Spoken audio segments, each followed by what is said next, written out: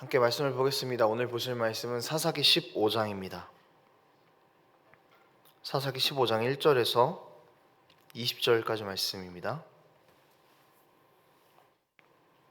사사기 15장 1절에서 20절까지 말씀입니다. 제가 읽겠습니다.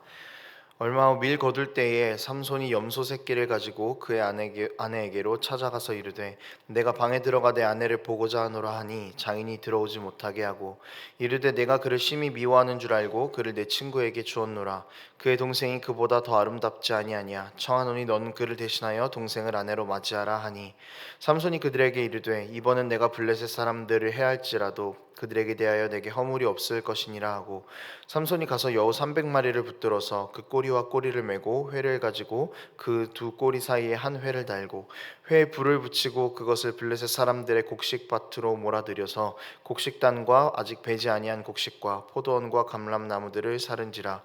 블레셋 사람들이 이르되 누가 이 일을 행하였느냐 하니 사람들이 대답하되 딥낫 사람의 사위 삼손이니 장인이 삼손의 아내를 빼앗아 그의 친구에게 준 까닭이라 하였더라. 블레셋 사람들이 올라가서 그 여인과 그의 아버지를 불사르니라. 삼손이 그들에게 이르되 너희가 이같이 행하였은즉 내가 너희에게 원수를 갚고야 말리라 하고 블레셋 사람들의 정강이와 넓적다리를 크게 쳐서 죽이고 내려가서 에담 바위 틈에 머물렀더라. 이에 블레셋 사람들이 올라와 유다의 진을 치고 레이에 가득한지라. 유다 사람들이 이르되 너희가 어찌하여 올라와서 우리를 치느냐. 그들이 대답하되 우리가 올라온 것은 삼손을 결박하여 그가 우리에게 행한 대로 그에게 행하려 함이로라 하는지라. 유다 사람 3,000명이 에단 바위 틈에 내려가서 삼손에게 이르되 너는 블레셋 사람이 우리를 다스리는 줄을 알지 못하느냐. 내가 어찌하여 우리에게 이같이 행하였느냐 하니 삼손이 그들에게 이르되 그들이 내게 행한 대로 나도 그들에게 행하였노라 하니라. 그들이 삼손에게 이르되 우리가 너를 결박하여 블레셋 사람의 손에 넘겨주려고 내려왔노라 하니 삼손이 그들에게 이르되 너희가 나를 치지 아니하겠다고 내게 맹세하라 하매 그들이 삼손에게 말하여 이르되 아니라 우리가 다만 너를 단단히 결박하여 그들의 손에 넘겨줄 뿐이요 우리가 결단코 너를 죽이지 아니하리라 하고 새 밧줄들로 결박하고 바위 틈에서 그를 끌어내니라. 삼손이 레이에 이름에 블레셋 사람들이 그에게로 마주 나가며 소리 지를 때 여호와의 영이 삼손에게 갑자기 임하심에 그의 팔 위에 밧줄이 불탄 삼과 같이 그의 결박되었던 손에서 떨어진지라. 삼손이 나귀의 새 턱뼈를 보고 손을 내밀어 집어들고 그것으로 1,000명을 죽이고 이르되 나귀의 턱뼈로 한 더미 두 더미를 쌓았으며 나귀의 턱뼈로 내가 1,000명을 죽였도다 하니라. 그가 말을 마치고 턱뼈를 자기 손에서 내던지고 그것을 라맛 레이라 이름하였더라. 삼손이 심히 목이 말라 여호와께 부르짖어 이르되 주께서 종의 손을 통하여 이 큰 구원을 베푸셨사오나 내가 이제 목말라 죽어서 할례 받지 못한 자들의 손에 떨어지겠나이다 하니 하나님이 레이에서 한 우묵한 곳을 터뜨리시니 거기서 물이 솟아 나오는지라. 삼손이 그것을 마시고 정신이 회복되어 소생하니 그러므로 그 샘 이름을 에낙고레라 불렀으며 그 샘이 오늘까지 레이에 있더라. 블레셋 사람의 때에 삼손이 이스라엘의 사사로 20년 동안 지냈더라. 오늘 우리가 읽은 부분은 삼손과 블레셋 사람들 간의 갈등이 계속 커져가고 있는 그런 부분을 그리고 있습니다. 본문에서는 블레셋과 또 유다 지파 삼손이 등장을 하는데요. 완전히 얽히고 설켜서 제대로 된 것이 하나도 없는 그런 모양새를 보여주고 있습니다. 이런 상황 가운데에서 하나님께서는 어떻게 일하시는지를 함께 살펴보면서 하나님의 은혜를 바라보는 시간이 되기를 원합니다. 오늘 본문에 보면은요, 크게 세 가지의 문제가 나옵니다. 먼저 첫 번째 문제는 자기가 하고 싶은 대로 행하고 있는 삼손입니다. 바로 어제 본문에서 삼손은 아내에게 배신을 당합니다. 그리고 배신으로 인해서 굉장히 화가 났지만 삼손은 다시 염소 새끼를 선물로 가지고 새로운 시작을 위해 아내를 찾아갔습니다. 그런데 그 사이에 이미 장인은 아내를 다른 사람에게 시집을 보냈고 아내의 동생을 삼손에게 주겠다라고 이야기를 하고 있습니다. 여기서부터 오늘 본문의 모든 문제들이 다 시작이 됩니다. 화가 난 삼손은 여우 300마리를 잡아서 추수를 앞둔 블레셋 사람들의 밀밭을 다 태워버립니다. 그리고 또 화가 난 블레셋 사람들은 삼손의 장인과 아내를 잡아서 죽이고 그것을 본 삼손은 다시 또 블레셋 사람들에게 복수를 하고 있습니다. 자기가 하고 싶은 감정대로 자기가 하고 싶은 대로 행하고 있는 이 사사의 모습, 이것이 상상이 되시나요? 하나님 보시기에는 전혀 건강한 모습이 아닐 것입니다. 이런 삼손의 모습이 오늘 본문에서 나오는 첫 번째 문제점입니다. 그리고 두 번째 문제는요, 블레셋의 문제입니다. 사실 이방 나라인 블레셋이 문제가 있다라는 것은 그렇게 우리에게 이질적인 문제는 아닙니다. 하지만 우상을 섬기고 있고 이방 나라로 산다라는 것 외에도 이들은 약자를 공격하는 전형적인 강자의 모습을 보여주고 있습니다. 강한 삼손을 건드리지 못하니까 상대적으로 약한 장인과 삼손의 아내를 죽이면서 삼손에게 복수를 하고 있는 블레셋의 모습이 등장합니다. 그리고 삼손에게 복수하기 위해서 자신들보다 약한 유다 지파를 찾아가서 협박을 하는 모습도 역시 오늘 본문에 나오고 있습니다. 그리고 세 번째 문제는 이스라엘의 문제입니다. 이스라엘은 하나님을 바로 섬기지 못하고 하나님의 말씀대로 살지 않는 그런 문제를 가지고 있었습니다. 하나님 보시기에 악한 모습이었던 이 삼손과 블레셋의 갈등은 이스라엘과 블레셋의 갈등으로까지 번지게 됩니다.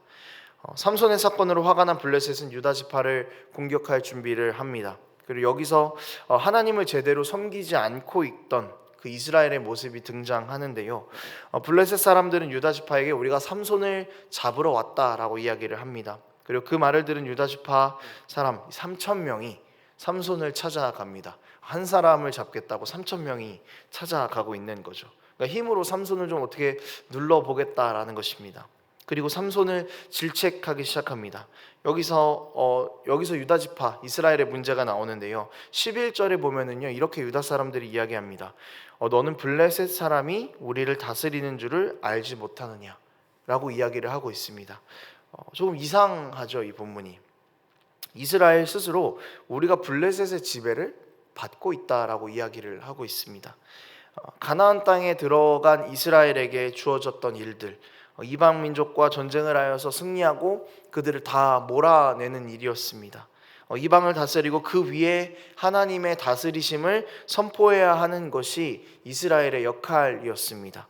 그렇기 때문에 지금 유다 사람들의 말은 뭔가 되게 이상한 부분이 존재하는 것이죠. 블레셋의 지배를 받고 있는 이스라엘, 그런 이스라엘이라면 이미 이방신을 섬기고 있는 것은 너무 자명한 일이겠고요. 블레셋의 지배를 받는다는 것 자체가 가나안을 정복하라는, 그 이방을 정복하라는 하나님의 명령에 불순종했다라는 증거가 되고 있는 것입니다.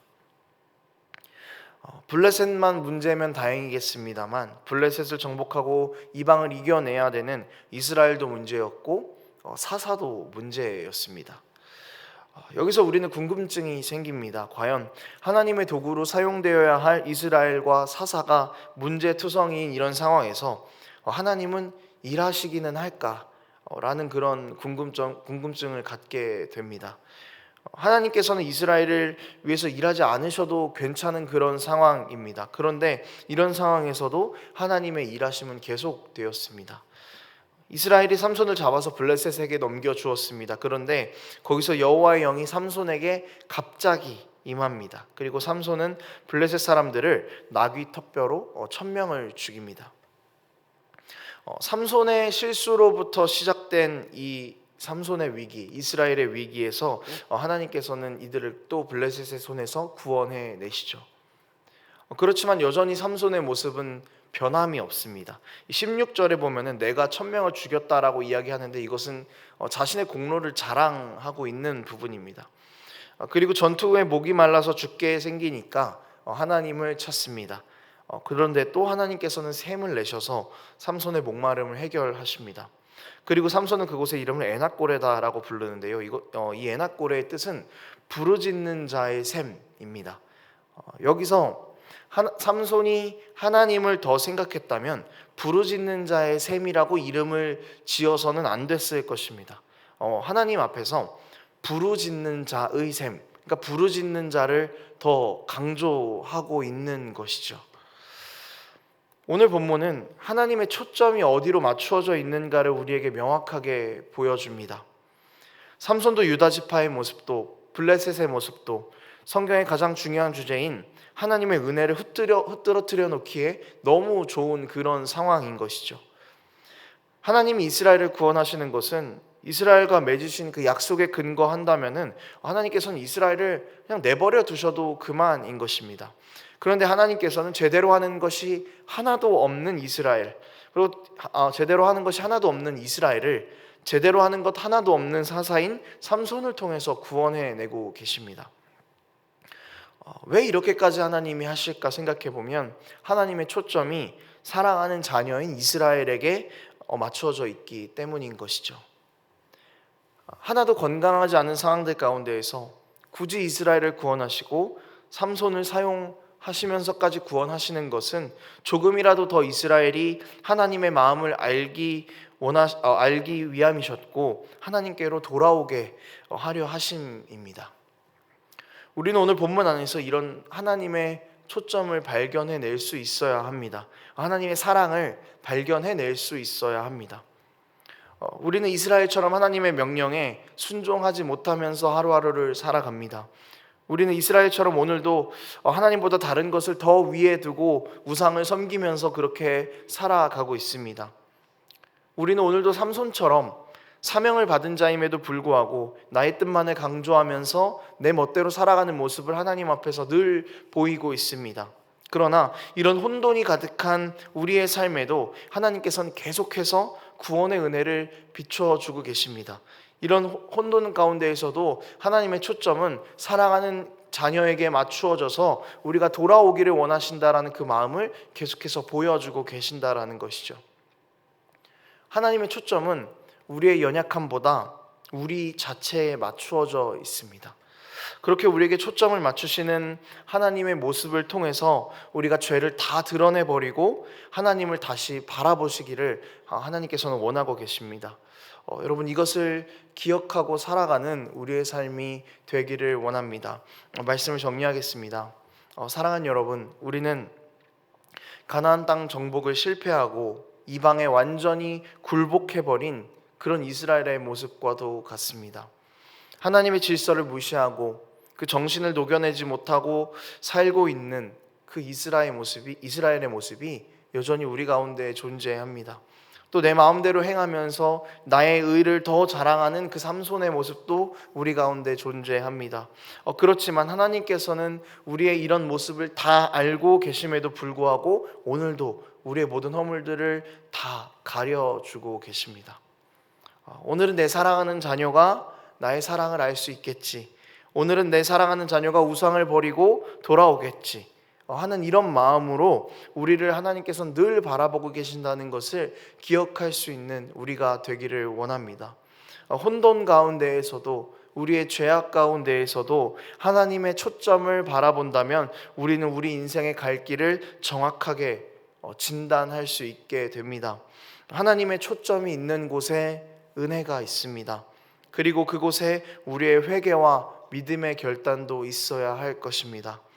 오늘도 우리 삶이 문제투성이라도 우리 가운데 일하시는 하나님의 끊이지 않는 사랑을 바라보며 우리의 마음을 다잡고 그렇게 믿음의 길을 걸어가기를 다짐하는 우리의 삶이 되기를 원합니다. 함께 기도하겠습니다. 하나님 아버지, 이스라엘의 모습에서 또 삼손의 모습에서 우리의 삶을 발견하게 됩니다. 우리는 늘 쓰러지고 연약하여서 하나님을 멀리하고 우상을 섬기면서 살아가지만 그럼에도 불구하고 하나님께서 이스라엘을 구원하셨던 것처럼 우리의 삶 가운데에도 늘 은혜로 간섭해주고 계심을 아버지 우리가 믿습니다. 이제는 우리가 하나님의 초점을 우리 삶 가운데로 옮겨와 주님께서 우리를 얼마나 사랑하시는지, 얼마나 우리가 주님께로 돌아오기를 원하시는지를 깨닫고 믿음과 결단으로 그렇게 주 앞으로 나아갈 수 있는 우리의 모든 삶이 될 수 있도록 하나님 함께하여 주시옵소서. 연약하여서 쓰러지고 하나님 바라보지 못할 때라도 우리가 하나님의 사랑을 다시 한번 바라보며 붙잡고 그렇게 믿음의 길을 걸어가기를 다짐하는 우리의 삶이 될 수 있도록 하나님 우리 가운데 함께하여 주시옵소서. 그렇게 우리 삶 가운데 일하실 주님을 기대합니다. 감사드리며 예수님의 이름으로 기도합니다.